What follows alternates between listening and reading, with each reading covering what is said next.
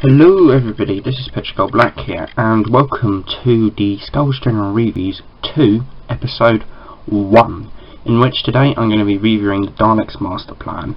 So for a little bit of a disclaimer, or sort of an introduction, Skulls General Reviews 2 is basically going to be my sort of series and way of reviewing everything basically non-book.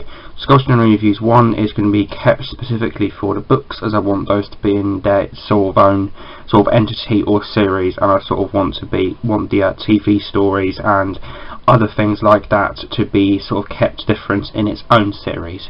Anyways, for the cover art we have BBC, and then for the sort of presentation of this sort of audio release, today I am reviewing the Lost TV Episodes Collection Box Set Edition. We have BBC, Doctor Who, the Daleks Master Plan, includes bonus episode Mission to the Unknown, and for the cover art itself, we have the First Doctor, one Dalek, another Dalek up there, then we've got the Supreme Dalek there, Sarah Kingdom, Mavic Chen, Stephen, the Delegates, of which I forget their names, Centrial, Giron, Bayus, Warrian, Trantis, and no, Malfa's in there I think, I forget their names to be honest, and the sort of Pyramids of Egypt in the background. Is a very sort of stunning and beautiful cover to this sort of audio release.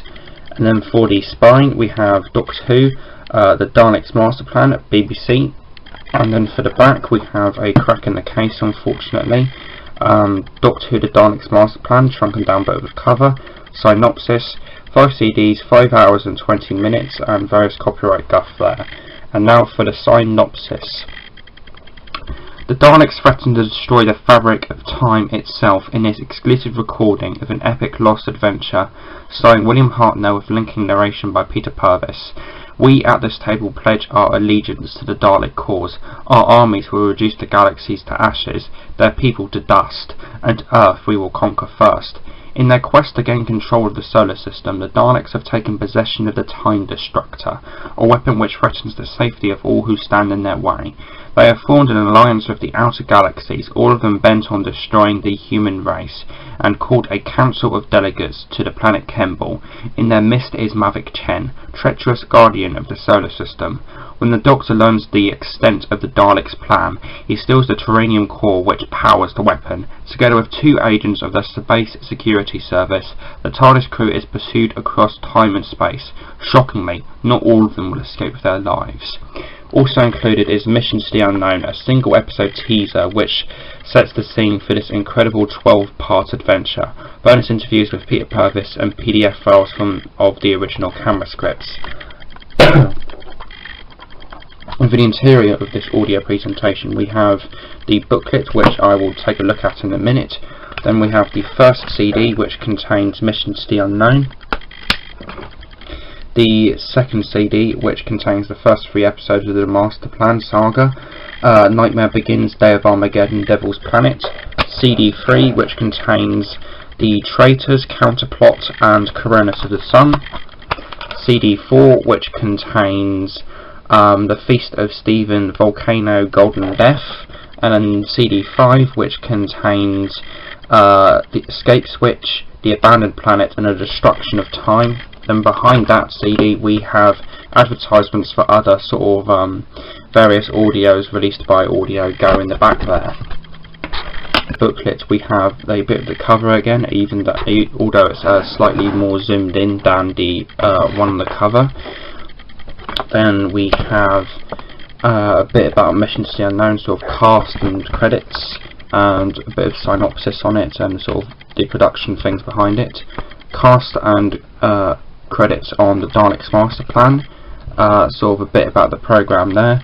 Then there we've got bonus material on CD 1, and then there you've got what is contained within each CD across the following few pages there. And then there you've got at the back there just advertisements for Audio Go, and then at the back there you've got a very nice picture from, I believe, Devil's Planet, with Brett Vion, the Doctor holding the Terranium core, Katarina, and Stephen. The Daleks Master Plan has always been a classic in many people's eyes, and is often held high as being the greatest William Hartnell story, and for some, the greatest Dalek story. For the longest time I have always tended to agree with that, not only agreeing to those claims but further justifying it by declaring it as my favourite Doctor Who story of all time.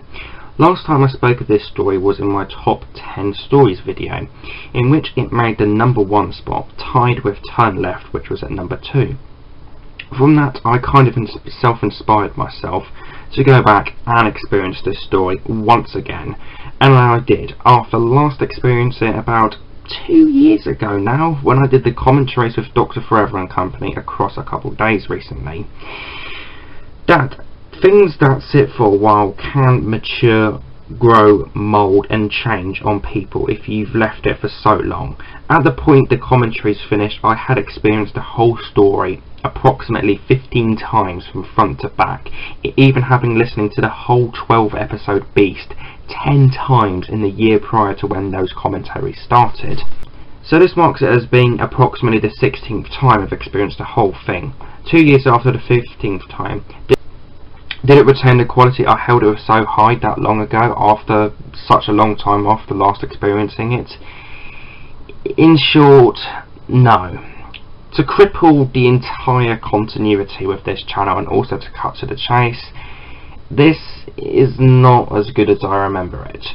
Now, since I've reviewed the story before and covered many of the general points that I have with it, I am going to approach this review episode by episode for a change, as a lot of those general points I still stand by them. The story itself faced many production issues and problems. Ill health of William Hartnell, a extremely stressed Douglas Camfield, and tight schedules, meaning that they only had 75 minutes to record the entire Day of Armageddon episode, is only the peak of the iceberg. From what was originally going to be a 6-parter is now a 13-parter, thanks to production choices on the previous story, Planet Giants, to the increased screen time demand for the Daleks. The first 7 25-minute legs of this monster is pretty much perfect. Out of these initial 7 episodes, I don't think there is a single dud. Neither is there an episode that doesn't get a 10 out of 10 out of these first 7 legs, in my opinion.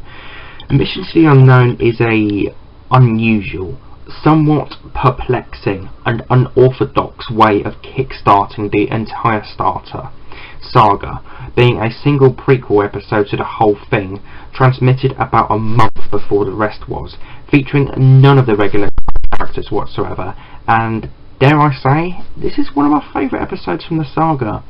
I just personally love this episode to bits, and is a personal favourite from the saga for me because of how dark and unnervingly atmospheric it is, picking up a lot of plot points from the first, twisting and manipulating them into the mould of the next chapters of the serial, is The Nightmare Begins, which is an absolutely great continuation from what was set up in Mission to the Unknown, and an excellent build-up towards and what is my personal favourite episode for the entire saga, Day of Armageddon.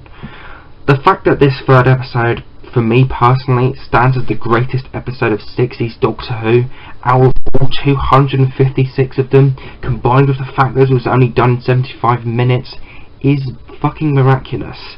Day of Armageddon is a jaw-dropping, enthralling, awe-inspiring, kaleidoscopically epic 25 minutes that I could watch and repeat over and over and over and over and over again.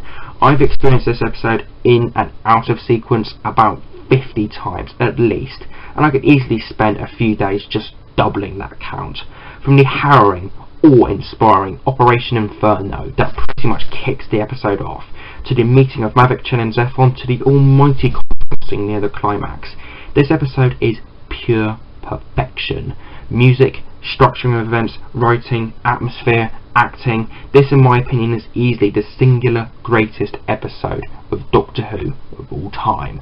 I just love it to pieces. The 4 episodes that follow suit also provide highlights from this story, such as the traitors having the very first companion death, which in turn provides a very heart-crushing and epic scene, and the molecular dissemination scene was overall the 6th instalment, as well as the unforgettable cliffhanger of the same episode. Where the cookie crumbles for me with this story is that the 4 episodes in between the first 7 and the final 2.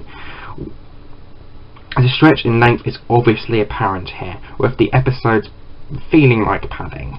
The Feast of Stephen is the first in these and is the worst and the only episode in the whole serial that I would describe as an outright dud. This episode is a racist, unfunny, confusing Christmas runaround interlude that I really didn't enjoy on this listen. Despite the Doctor pitching a nice reference to the Crusade whilst in the police station, with him saying, "Oh, haven't I met your face before?" Police officer saying, "No, I don't think so." Then the Doctor retorts saying, "Oh yes, that's right, at the marketplace in Jaffa." Other than that nice reference, I don't really think there's much of note here personally. Well, maybe the breaking the fourth wall at the end of the episode, but other than that, not a good episode in my opinion. Characters are grating, mostly unfunny, and works horribly on audio, with random screams thrown out the tracks.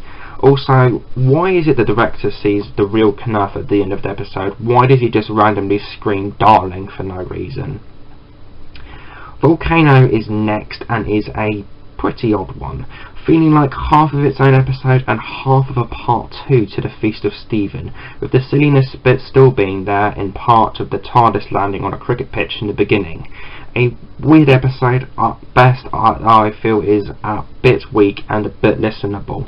Like Feast, with the director screaming "darling," this also has a really puzzling moment. Why does everybody start laughing uncontrollably when the monk says that he's trapped the Doctor on the planet Tigris? What happened? Were the main 3 still tipsy from the drink at the end of the last episode? Golden Death and Escape Switch. Despite a nice battle scene in the latter and generally good production values, again, these episodes can't really be described as anything more than padding for me. Also, how does Mavic Chen know the monk is a time traveller in Golden Death? Did the Daleks pick up another 3rd time-travelling machine in theirs? Okay, a logical explanation, but was there an actual explanation given in the episode? I may have missed something, but plot hole? There's another big plot hole in this episode as well, which, thinking about it, renders certain events in the abandoned planet and the destruction of time impossible to happen. The meddling monk is a Time Lord like the Doctor, we know that, but with the Doctor we clearly see him in episodes locking the TARDIS door. So if the monk has a TARDIS like the Doctor's, we can safely assume that he locks it like the Doctor does. So how is the latter able to get into his TARDIS, the monk's TARDIS, and 1. Change the monk's TARDIS so he can deceive the Daleks, B. Steal the directional unit, allowing himself, Stephen and Sarah get back to Kemble for the 11th and 12th episodes? It just doesn't really make sense in my opinion. Did the monk forget to lock the TARDIS, or does the Doctor monk's TARDIS operate on the same principal lock mechanism so that he can just use any of the keys, like his own key, to get into the monk's TARDIS? Also, wasn't there in episode 1, like when, I believe it's episode 1 where The Nightmare Begins, or episode 2 rather, where I believe it's Stephen, I think it's Stephen that says to Brett Vion, you can't put the lock back, you can't open the TARDIS door without the Doctor. He's the only one who knows how to open it, and the lock would melt if you do it wrong, or something like that. If that is still the case with the Doctor's TARDIS, that might have been another story, but if that is still the case with the Doctor's TARDIS, why doesn't the monk's TARDIS also have that?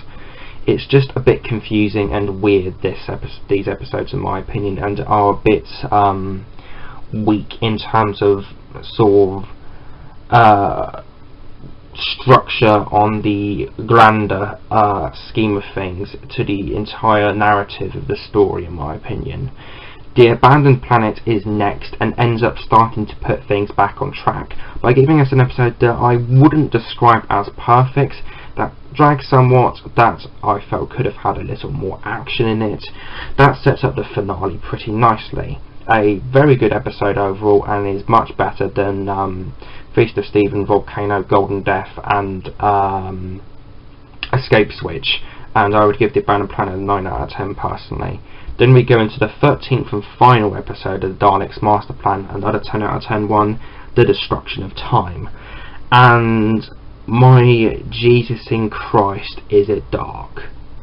Just wow. I am not going to say much on this episode because you need to experience it for what it has to offer for yourself. It is a truly epic, harrowing, almost existential end to the saga.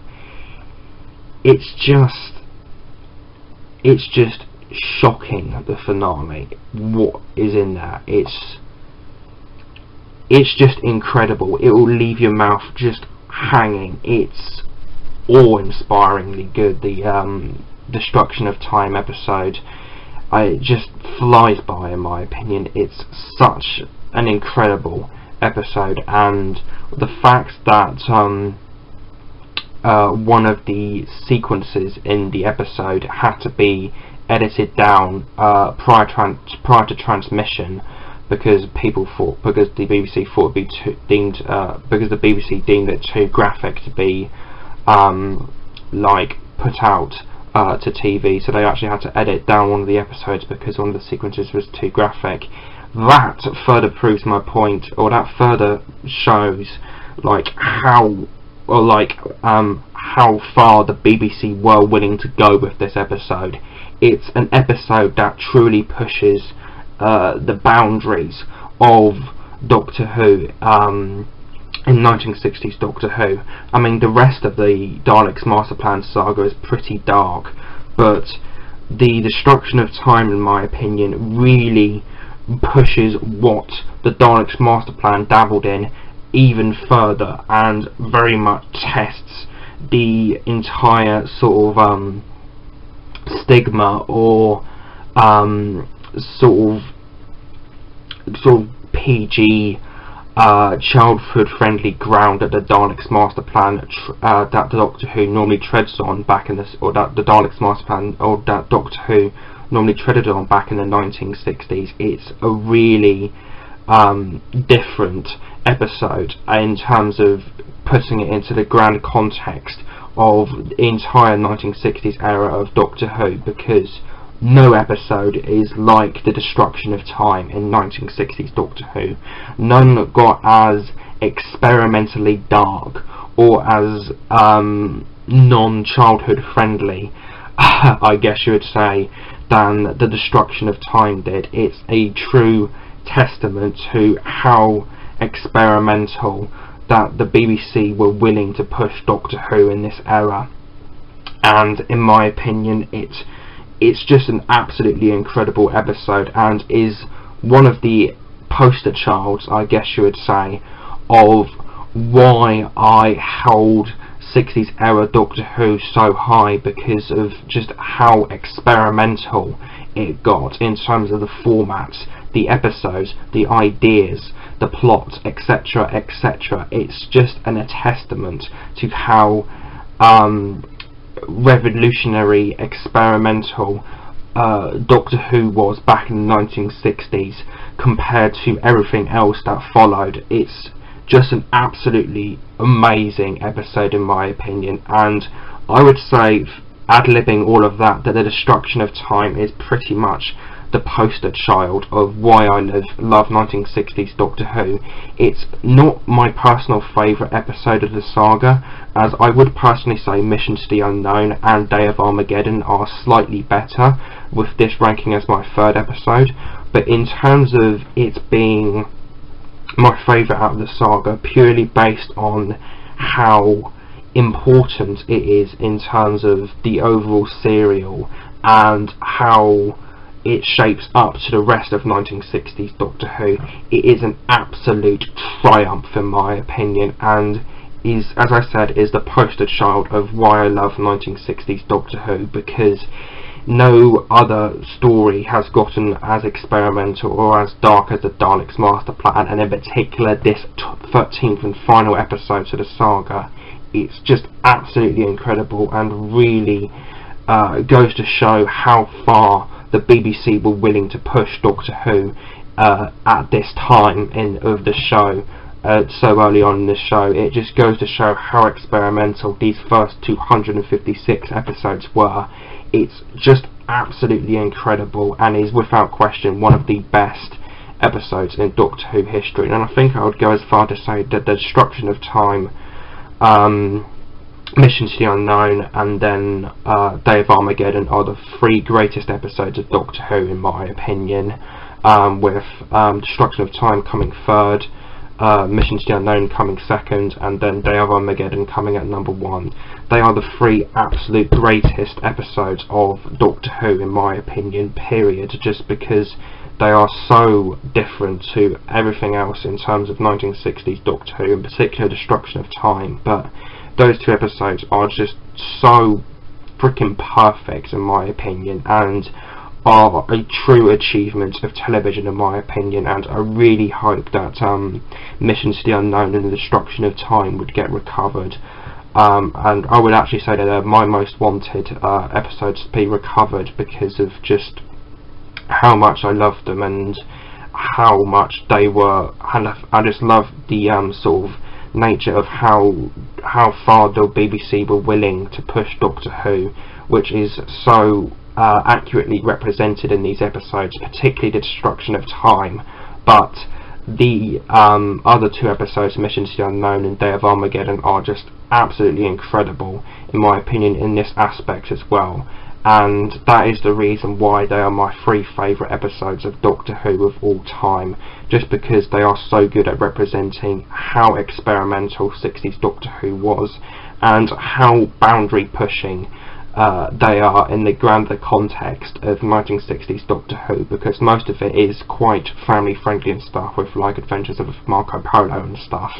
But these episodes are just so different, so absolutely incredible, and just amazing in my opinion, and are my three favourite Doctor Who episodes of all time. In terms of a rating, we have quite the changed one from the 10 out of 10 I used to give it. Calculating from 8 10 out of 10 episodes, 3 6 out of 10 episodes, a 9 out of 10 episode, as well as a 4 out of 10 episode, we have an overall score of 111 out of a possible 130, or an 8.5 simply. Don't get me wrong, I still like a tremendous amount of elements to this story. Heck, it even has my 3 favourite episodes of Doctor Who time ever in it. But overall, is it as good as once said it was? Personally, I don't think so, as it only scores an 8.5 out of 10 now, but in my opinion this is still one of the absolute highlights of the William Hartnell era of Doctor Who, and I can most certainly see the story see the hype this story has. And as I was saying in my ad-lib earlier, it's a Doctor Who story that really goes to show how experimental and boundary pushing 60s Doctor Who was in the grander context of the rest of Doctor Who. No other run of Doctor Who has gotten as experimental and boundary pushing as the 256 first episodes, and particularly the first, third and 13th episodes of this saga. They are just absolutely amazing in my opinion. But nonetheless, this is still an overall great story. It's a highlight of the William Hartnell era. It's a classic. It's got some of my favourite episodes in it of all time, and this is quintessential Doctor Who. It's one of the most iconic Doctor Who stories of all time. However you experience it, audio, reconstruction, target novelisation even, or even if you've experienced it back in the day when it was originally transmitted, you need to like experience this story. It's absolutely quintessential Doctor Who, and I would say you're not a fan of Doctor Who if you haven't experienced this story yet, because it's so different, so dark, and just so important in the canon of Doctor Who. It's just incredible in my opinion. It's not as good as I once said it was, but it's still one of the absolute greatest Doctor Who stories of all time, scoring an 8.5 out of 10 in my opinion.